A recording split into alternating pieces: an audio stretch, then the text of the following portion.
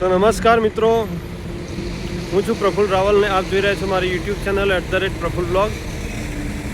તો ફ્રેન્ડ્સ, હું અત્યારે ઇન્દિરા બ્રિજ સર્કલ, કદાચ તમે પણ વિચારી રહ્યા છો કે ભાઈ અડધી રાત્રે આ 3 વાગે શું કરે છે ભાઈ, પણ એકચ્યુઅલી હું મારા બ્રધરને લેવા માટે આવ્યો છું એરપોર્ટ પર.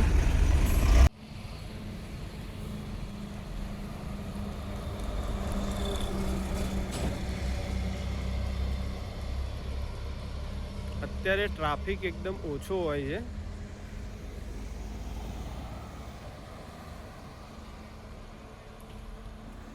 રાત્રિના લગભગ 3 વાગ્યા છે. અમદાવાદ શહેર લગભગ ઊંઘી રહ્યું છે, પણ અમારી સફર હજુ ચાલુ છે.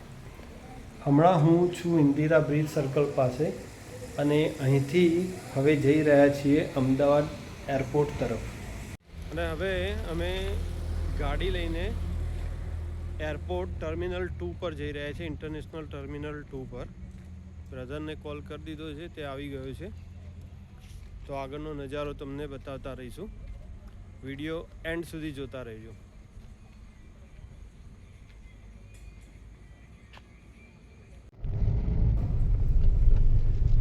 દિવસના સમયે જે રસ્તા ટ્રાફિકથી ધમધમતા હોય છે, એ જ રસ્તા રાત્રે આ સમયે એકદમ શાંત અને અલગ જ અંદાજમાં જોવા મળે છે. રસ્તા પર વાહનોની અવરજવર બહુ જ ઓછી છે. સ્ટ્રીટ લાઇટની રોશની અને ખાલી રસ્તાઓ વચ્ચે અમદાવાદની આ નાઇટ ડ્રાઈવનો એક અલગ જ અનુભવ થાય છે. આ સમયે શહેરની ભાગદોડ જાણે થોડીવાર માટે અટકી ગઈ હોય એવું લાગે છે, પણ એરપોર્ટ તરફ જતો રસ્તો હજુ પણ પોતાની રફતારમાં ચાલુ છે. રાત્રે ડ્રાઇવિંગમાં સૌથી સારી વાત એ છે કે ટ્રાફિક ઓછો હોય છે, પરંતુ સાથે સાથે સાવચેતી પણ એટલી જ જરૂરી છે. હવે ધીમે ધીમે એરપોર્ટ નજીક આવી રહ્યા છીએ અને અહીંથી વાતાવરણ થોડું બદલાતું જોવા મળશે. લાઇટો ઝળહળતી હશે. આખા શહેરની શાંતિમાંથી નીકળીને હવે આપણે પહોંચી રહ્યા છીએ અમદાવાદ એરપોર્ટ પર. રાત્રિના 3 વાગ્યાની આ સફર કદાચ સામાન્ય સફર લાગે, પણ આવા શાંત રસ્તાઓ પરની નાઇટ ડ્રાઈવની પોતાની એક અલગ જ મજા હોય છે.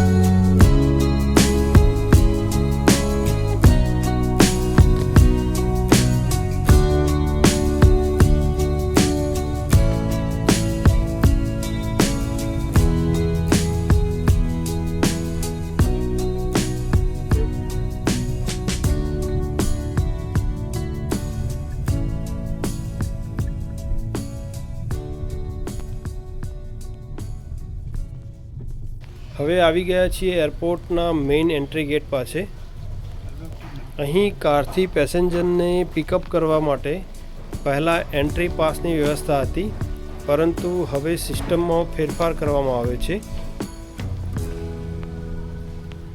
હવે કારની એન્ટ્રી ફાસ્ટેગ દ્વારા સ્કેન થાય છે અને એ જ રીતે તમને એરપોર્ટની પિકઅપ ઝોનમાં પ્રવેશ મળે છે. પરંતુ અહીં એક મહત્ત્વની વાત ધ્યાનમાં રાખવાની છે. એન્ટ્રી કર્યા પછી 10 મિનિટની અંદર બહાર નીકળી જવું જરૂરી છે.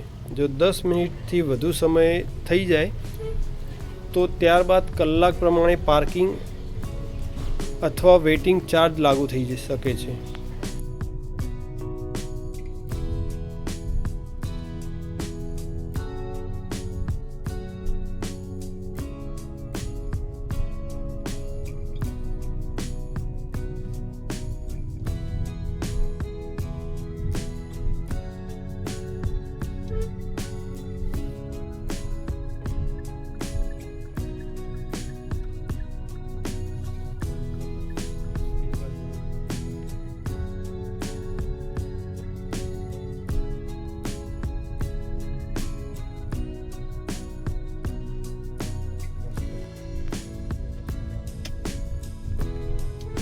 તો @પ્રફુલ વ્લોગ સાથે જોડાયેલા રહેજો. મળીએ ફરી એક નવી સફરમાં. ત્યાં સુધી સેફ રહો, સલામત રહો.